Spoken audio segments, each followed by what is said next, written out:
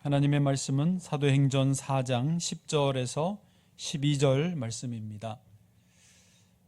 우리 함께 봉독하겠습니다. 너희와 모든 이스라엘 백성들은 알라. 너희가 십자가에 못 박고 하나님이 죽은 자 가운데서 살리신 나사렛 예수 그리스도의 이름으로 이 사람이 건강하게 되어 너희 앞에 섰느니라. 이 예수는 너희 건축자들의 버린 돌로서 집 모퉁이의 머릿돌이 되었느니라.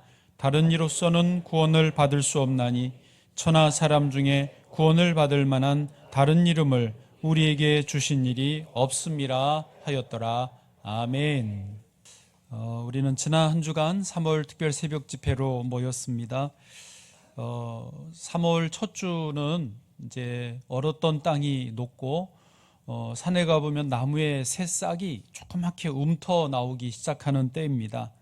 또 학교도 개학해서 새 학기를 막 시작하는 첫 주입니다.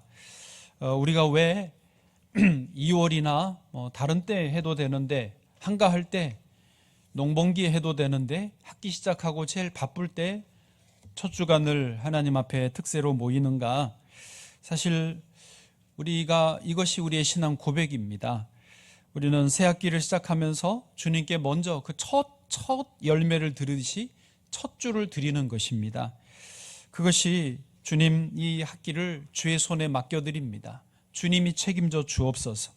이제 새로운 일을 시작할 때 먼저 주님 앞에 드리면서 이 사업을, 이 모든 일을 주의 손에 맡겨드립니다 라는 믿음의 고백인 것입니다.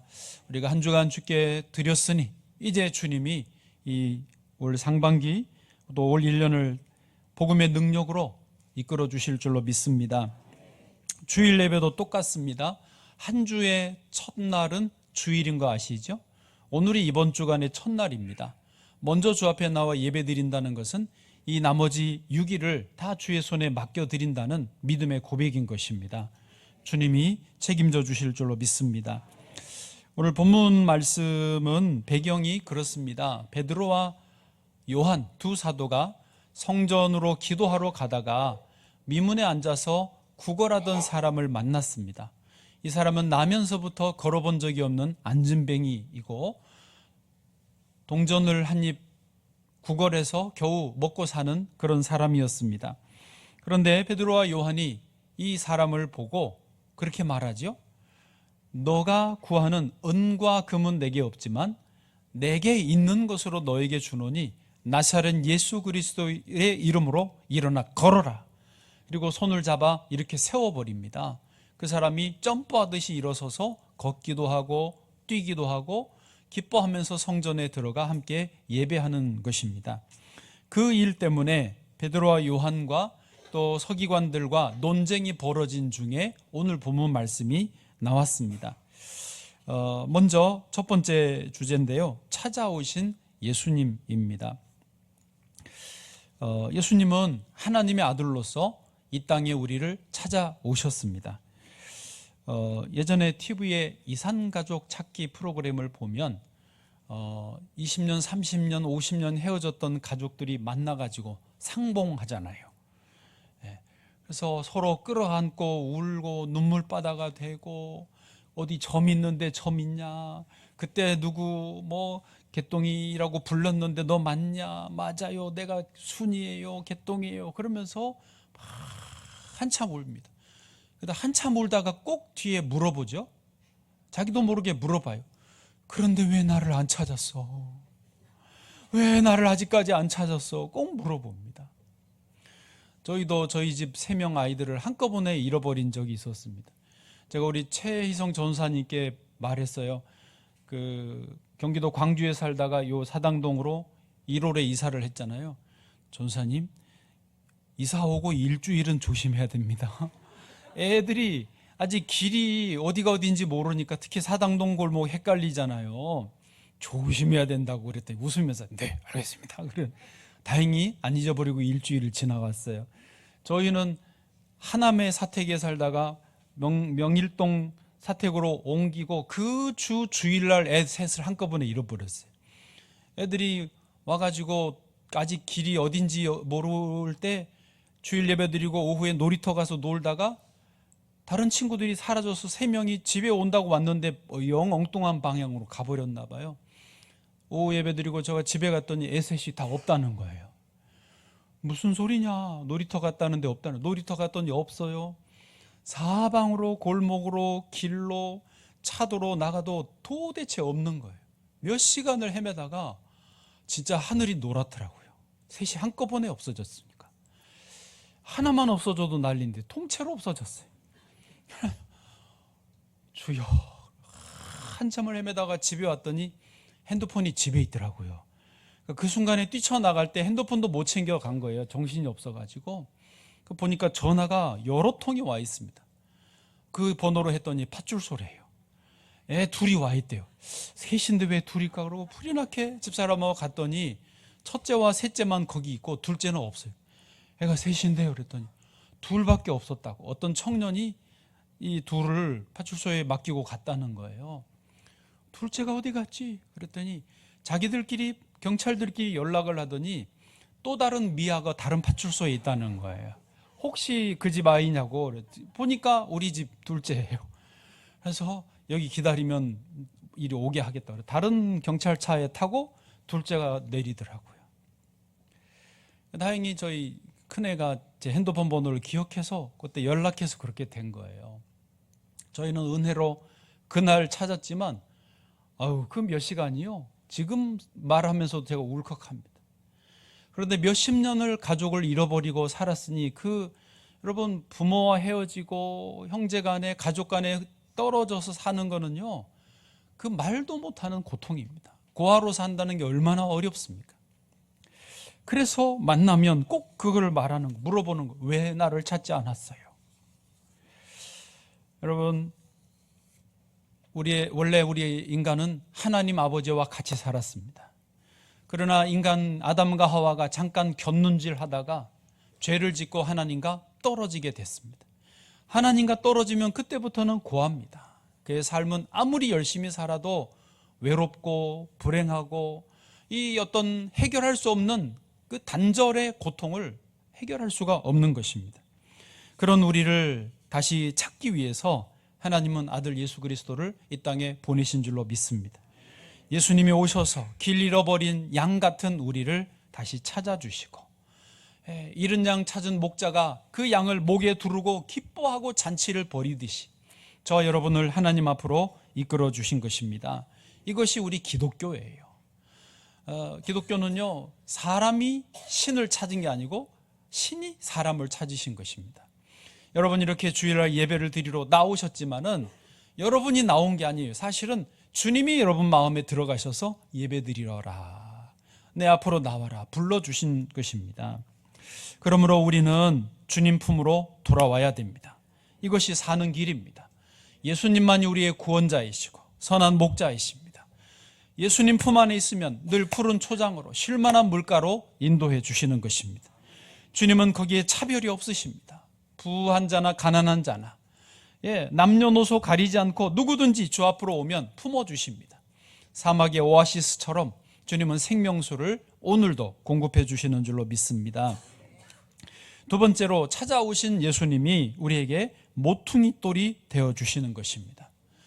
예수님은 우리를 찾고 그냥 이제 너 알아서 살아라 이게 아니고 우리에게 예수님이 스스로 모퉁이 돌이 되어주시는 거예요.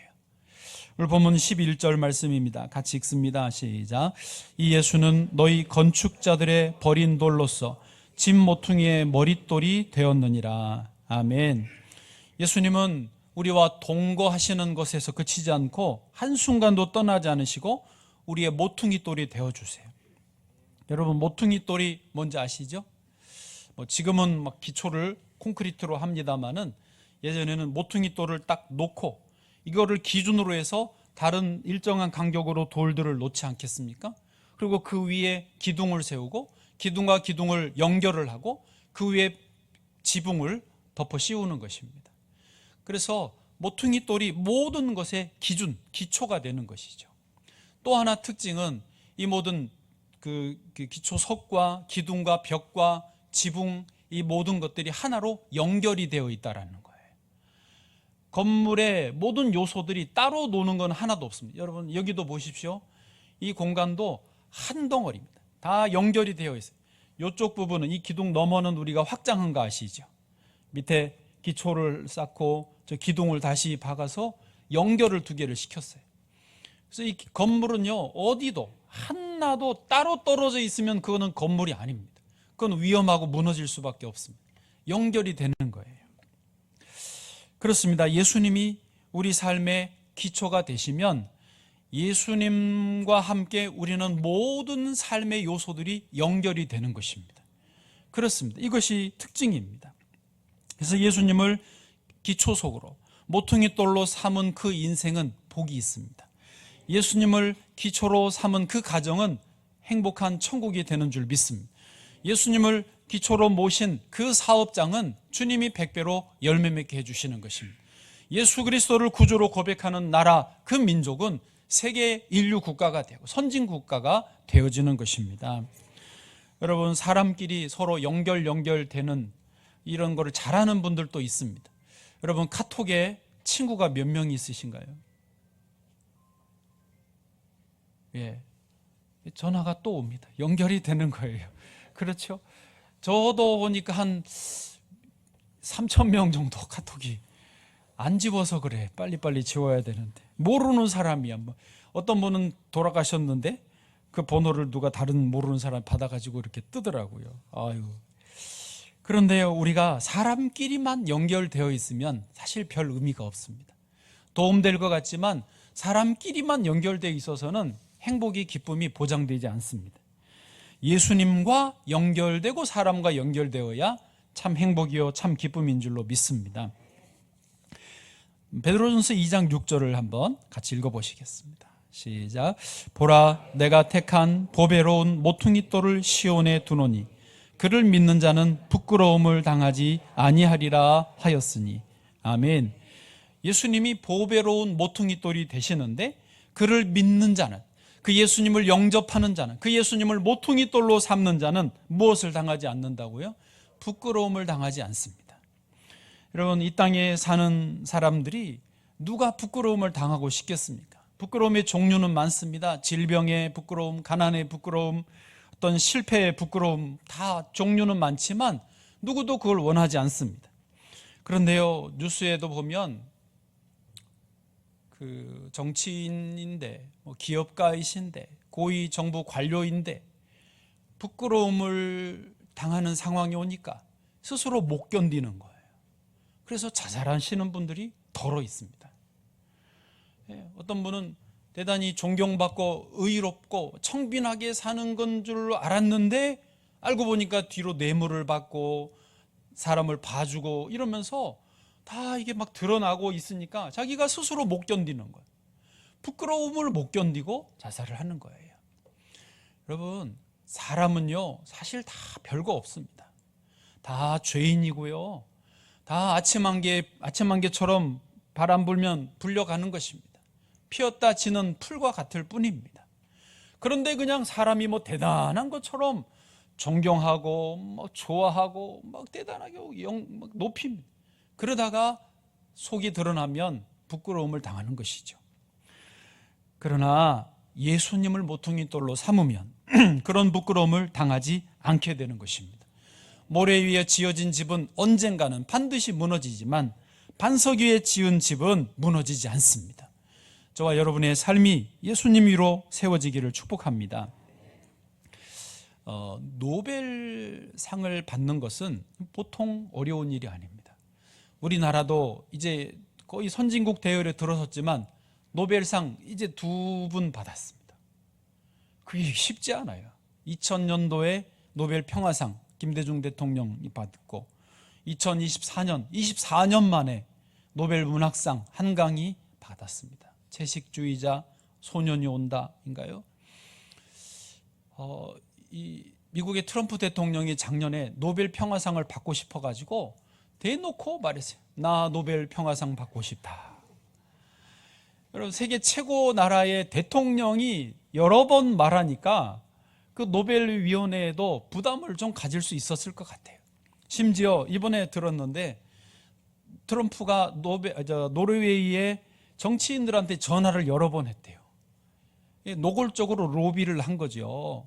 뭐 혼나, 뭐 죽어, 뭐 이런 말까지는 안 했지만 노벨상 좀 줘라 좀 계속 그랬던 거. 진짜 뻔뻔한 참 두꺼우신 분입니다. 그런데요, 여러분, 트럼프가 어디죠? 베네수엘라의 마두로 대통령도 그냥 군인들 보내가지고 사로잡아 와버리잖아요. 이란의 그 하메네이 그 정치인들 다 폭사시켜 버리잖아요. 지금 이 어마어마한 전쟁을 일으키잖아요. 대단한 파워가 있는 분입니다. 그런 분이 말해도 노벨위원회에서는 안 되는 거예요. 왜요? 엄격한 기준이 있습니다. 기준에 안 맞으면 안 주는 거예요. 그래서 노벨상이 더 귀한 거예요. 아무나 안 주니, 힘 있다고 주는 게 아니니까. 그래서 노벨상을 받으면 세계적인 영원히 영광을 받는 것입니다. 그런데요, 노벨상들이 종류가 몇 가지가 있는데 그 중에서 영광만, 명예만 얻는 게 아니라 돈도 짭짤하게 되는 상이 있습니다. 그게 뭐게요? 노벨 문학상입니다. 안 그럴 것 같은데 노벨 문학상은 이 책을 판매하잖아요. 다른 뭐 물리학상, 화학상은 그냥 그 상금만 받고 뭐 강의하고 강의료 받는 게겠지만 노벨 문학상은 예를 들면 채식주의자 요 책이 노벨상 받기 직전까지 몇 부가 팔렸냐? 110만 부가 팔렸거든요. 출판을 아는 분들은 아시겠지만 우리나라에서 5만 부 팔리면 정말 흥행했다는 거예요. 한 권 팔 때 그냥 최소 그 저자에게 오는 인세가 10% 정도, 한 최소 1,000원 이상은 된대요. 5만 부 팔리면 한 5천만 원 정도 되나요? 그러니까 110만 부가 팔렸으면 10억 이상은 이제 이미 본인에게 옵니다. 인세가. 그런데 노벨상을 받고 난 직후부터 그 다음 날부터 몇 권씩 팔렸냐? 하루에 30만 부씩 팔렸어요. 네, 돈 이야기하니까 잠이 깨시죠. 네, 자꾸 그까지만 이야기. 노벨 문학상을 받으면 그러니까 영광, 명예도 얻고 돈도 옵니다. 이게 참 괜찮은 것 같아요. 그런데요, 이렇게 영광과 돈을 다 받은다고 해서 행복할까요? 그 인생이 진짜 성공한 인생이라고 볼 수 있을까요? 뭐 아직 한강 작가는 감히 우리가 말할 수 없고 이제 받았으니까 우리가 잘 아는 해밍웨이 같은 분은 노벨 문학상을 받았습니다. 제일 유명한 노인과 바다, 또 뭐 무기여 잘 있거라, 누구를 위하여 종은 울리나, 이런 작품들을 썼습니다. 그렇게 노벨 그 문학상, 그런 노인과 바다, 여러분도 어지간하면 보셨잖아요. 책들이 있습니다. 그러니까 한 권에 1,000원씩만 가도 어마어마한 것이죠. 그런데 안타깝지만 해밍웨이는 행복한 삶을 살지 못했습니다. 우울증에 시달렸고 결혼을 4번이나 했습니다. 알코올 중독에 빠졌습니다. 그래서 건강이 늘 안 좋았습니다. 사는 게 재미가 없었어요. 살고 싶지 않았어요. 그래서 결국 해밍웨이는 곤충으로 자살하고 맙니다. 왜요? 살만 하면 살았겠죠. 근데 살기가 힘든 거예요. 그렇게 노벨 문학상을 받고 그렇게 돈이 막 저절로 매일매일 들어왔을 텐데도 살고 싶지가 않았던 거예요. 또 다른 노벨 문학상 받은 분 한 번만 더, 프랑스의 알베르 까미라고 하는 분도 있습니다. 이방인, 패스트, 시지프 신화, 반항하는 인간 같은 소설을 썼습니다. 이분도 명예와 돈을 벌었습니다. 어마어마하게 벌었습니다. 그런데 이분도 하나님을 떠났습니다. 그러다 보니까 삶에 행복하지 않았습니다. 살고 싶지 않았습니다. 그러다가 교통사고로 돌아가시고 말았습니다. 세계가 이렇게 연결이 되어 있습니다. 할렐루야. 여러분, 상을 받는 것이 좋지 않다, 그런 말이 아닙니다. 그러니까 문학도 모퉁이 돌 위에서 해야 된다는 것이죠. 예술을 해도, 스포츠를 해도, 공부를 해도, 사업을 해도 모퉁이 돌 위에 해야 된다는 것입니다. 하나님은 우리에게 이미 예수님을 보내주셨어요. 예수님 모퉁이 돌이다라고 말씀하셨습니다. 그런데 예수님 없이 사면 갈수록 비참해집니다. 높이 올라갈수록, 상을 받을수록, 잘 될수록 더 급전직하로 떨어지는 것입니다. 예수님과 함께 하시면 낮은 곳에 있어도 행복하고 예수님과 함께 하시면 높은 곳에 머물러도 기쁜 줄로 믿습니다. 한국의 슈바이처라고 불리우는 분이 있습니다. 장기려 박사님, 돌아가셨지만은 이분은 결혼을 했는데 자녀도 있었는데 북한에 놓고 갑자기 전쟁에 남하하시느라고 혼자 오셨습니다. 그러나 장기려 박사님은 의사이고 가족과 떨어졌지만 그의 삶이 예수님을 모퉁이로 모시고 살았습니다. 그래서 그 부산에 복음병원을 설립하고 단칸방에 혼자 살고 결혼하지 않고 계속 지냈지만은 그의 삶은 주님 안에서 행복했습니다. 주님 안에서 만족하고 주님 안에서 기쁨이 넘쳤습니다. 이 감사함, 이 사랑을 어떻게 표현할 길이 없어서 복음병원에서 진료하면서 한 가지 자기 어떤 목표가 그거예요. 돈이 없어도 치료받을 수 있는 세상을 만들자. 돈이 없어도 치료받을 수 있는 세상을 만들자. 그래서 가난한 사람들에게 다 치료를 무료로 많이 해주고 우리 정부가 의료보험 제도를 만들기 전에 이분이 먼저 만들었습니다. 사립으로 청십자 의료보험 조합을 만들었어요. 그래서 돈원들끼리 돈을 조금씩 모아서 아픈 사람이 치료받을 때 먼저 대주고 또 기금 모아서 아플 때 내가 치료받게 하고 그 조합을 만든 분이 장기려 박사이십니다. 이분이 84세로 하나님 앞에 갈 때까지 그 삶은 모퉁이 돌 대신 예수님 위에 있었습니다. 그래서 혼자 청빈하게 남을 도우며 살았지만 행복한 거예요. 기쁜 거예요. 그 사랑이 넘친 거예요. 그 사랑을 우리나라 많은 분들이 혜택을 받았습니다. 마지막으로 그래서 세 번째요, 예수님을 모신 삶을 저와 여러분이 다 살기를 바랍니다. 우리 자녀들에게 다 부모님은 잘해 주십니다. 잘해 주려고 하십니다. 그런데도 자녀들이 생각처럼 원하는 방향으로 가지 않습니다. 영 엉뚱한 곳에서 헤매는 경우도 많습니다.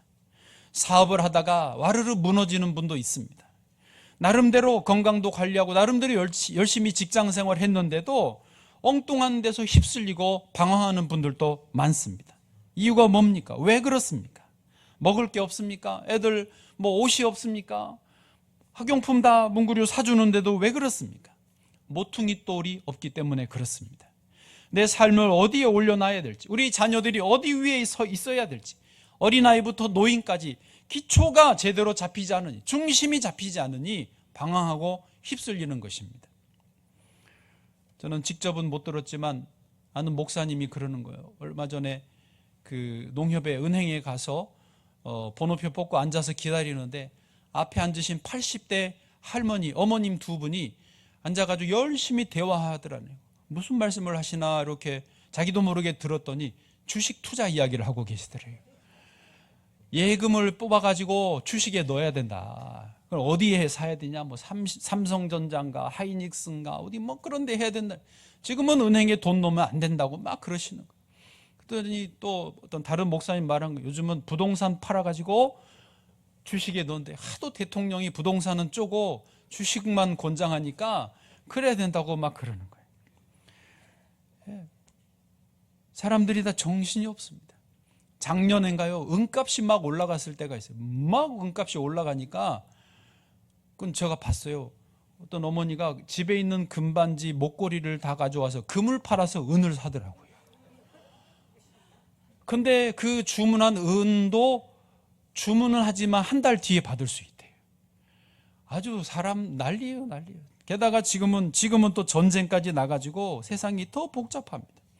이렇게 복잡하고 어수선하니까 사람들은 더 갈팡질팡하는, 갈 바를 알지 못하는 것입니다.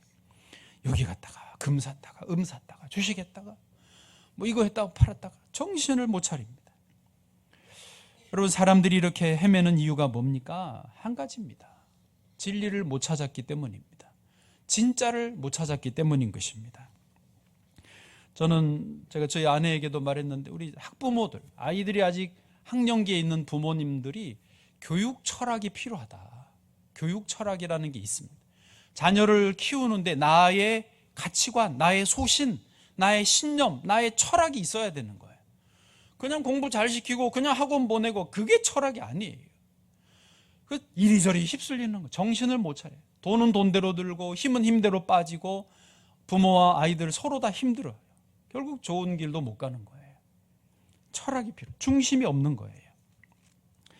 여러분, 진짜 보물, 참 모퉁이 돌 되신 예수님 위에 자녀 교육이 놓여지기를 축복합니다. 참 모퉁이 돌 되신 예수님 위에 우리 인생의 건강, 물질, 모든 삶이 놓여지시기를 축복합니다. 그럴 때 우리에게 하나님 은혜를 주시는 것입니다. 예수님 안에 지혜가 있고 능력이 있습니다. 고린도전서 1장 24절 같이 읽어보실까요? 시작. 오직 부르심을 받은 자들에게는 유대인이나 헬라인이나 그리스도는 하나님의 능력이요 하나님의 지혜니라. 아멘. 오직 예수님만이 하나님의 지혜요 하나님의 능력인 것입니다. 오직 여호와를 앙망하는 자는 새 힘을 얻습니다. 이사야 40장 31절 시작. 오직 여호와를 앙망하는 자는 새 힘을 얻으리니 독수리가 날개치며 올라감 같을 것이요 다른 박질하여도 곤비하지 아니하겠고 걸어가도 피곤하지 아니하리로다. 아멘. 여러분, 어떻게 우리가 우리의 삶을 예수님 위에, 모퉁이 돌 위에 올려놓을 수 있겠습니까? 날마다 어떻게 예수님과 함께 살 수 있겠습니까? 방법이 어렵지 않습니다. 예수님은 말씀이시죠. 로고스. 요한복음 1장 1절에 보면 태초에 말씀이 계시니라, 이 말씀이 곧 예수님이다라고 알려주시고 있습니다. 여러분, 매일매일 이 삶의 모퉁이 돌 위에 잘 세워지려, 모래 위에 하루를 사는 게 아니라 반석 위에 이 삶을 살려면 로고스이신 말씀을 매일매일 확인하시고 읽으시면 되는 것입니다. 우리가 성경을 매일매일 읽자고 하고 있지 않습니까? 여러분, 소리내서 대답 안 하셔도 괜찮은데 매일매일 성경을 한 장씩 혹은 세 장씩 읽고 계십니까? 대답 안 해도 된다고 했지만, 네. 여러분, 이게요, 별거 아닌 게 아닙니다. 하루를 살아도 말씀을 읽고 그 말씀의 의미를 마음에 새기고 그 모퉁이 돌을 점검하고 그리고 그 위에 하루를 사시는 분과 그냥 바빠서 정신없이 머리 날리고 늦었다 하고 뛰어다니고 하루 종일 정신없이 사는 삶과는 완전히 다릅니다. 그럼 모래 위에 집을 지은 거나 마찬가지예요. 여러분, 아무리 바빠도, 아무리 피곤해도, 아무리 삶이 복잡해도 가능하시면 아침에 혹은 새벽에 하나님 말씀을, 로고스, 모퉁이 돌 되신 예수님 말씀을 읽으시기 바랍니다. 말씀을 듣고 마음에 새기고 모퉁이 돌, 오늘의 기초, 오늘의 중심, 오늘의 나의 힘, 나의 에너지, 나의 영적인 발전소를 돌리시고 하루를 출발하시기를 축복합니다. 모퉁이 돌 위에 하루를 사는 거예요. 아까 주일 예배를 드리는 것도 이 한 주간에 모퉁이 돌을 놓는다고 그랬죠. 3월 특세도 그렇다고 그랬죠. 매 순간 밥 먹을 때 식전기도 하십니까? 예수님으로 기도하면 감사합니다. 이렇게 사람들 볼 때 잠깐이라도 기도를 하는 게 그게 이 식사를 모퉁이 돌 위에 놓는 것입니다. 운전하시는 분은 운전대 잡고 출발하기 전에 예수님 인도해 주세요. 안전하게 해주세요. 위험을 피하게 해주세요. 예수님 이름으로 의지하고 기도합니다. 아멘. 그게 모퉁이 돌을 놓는 것입니다. 자녀들이, 가족들이 아침에 학교 갈 때, 출근할 때 기도해 주십니까? 모퉁이 돌에 놓는 거예요. 주여, 사랑하는 자녀와 동행해 주세요. 예수님 이름으로 기도합니다. 그렇게 놓는 것입니다. 서로. 제가 영상을 봤는데요, 미국인 것 같아요. 한 그 신랑이 이제 결혼식 바로 지금 앞에 두고 그 친구들이 한 6, 7명 친구들이 삥 둘러서 가지고 어깨, 등에, 머리에 손 얹고 같이 합심하여서 통성으로 기도해 주는 장면을 봤어요. 소름 돋게 감동적이더라고요. 뭐라고 기도하겠습니까? 신랑을 위해서, 새로 이제 세워질 가정을 위해서 하나님이여, 예수님이여, 이 신랑을 축복하시고 신부를 축복하시고 이 가정을 주님 모퉁이 돌 위에 놓습니다. 행복한, 주님이 계획한 그 가정 되게 해 주옵소서. 남자애들이요, 양복 입고 수트 입고 합심해서 기도하는데 얼마나 감동적인지 몰라요. 여러분, 결혼식도 그렇지 않습니까? 저가 목사라서 그렇지만 목사님께 결혼을 위해서 주례를 부탁하고 요즘 뭐 주례 시간 걸린다고 예식장이 자꾸 싫어하면 축복 기도라도 받아야죠. 성원 선언이라도 받아야죠. 그게 이 가정을 모퉁이 돌 대신 예수님 위에 세우는 거 아닙니까? 어제 이윤숙 성도님 우리 이수미로 골목 상점 그 사무실 개소식을 했습니다. 그 골목 상점가에 가게들이 200점포가 있더라고요. 거기에 회장이세요. 지난주일 등록하셨는데 주보에 있어요. 그 토요일 날 2시에 개소식을 합니다. 구청장, 국회의원, 구의원, 시의원들 다 오더라고요. 주변에 무슨 회장들 어떤 기관장들, 회장들 다 와요. 그런데 저한테 1시에 오셔서 기도해달라는 거예요. 지난주에 등록한 분이. 알고 보니까 이분이 예전에 신앙생활을 잘하셨어요.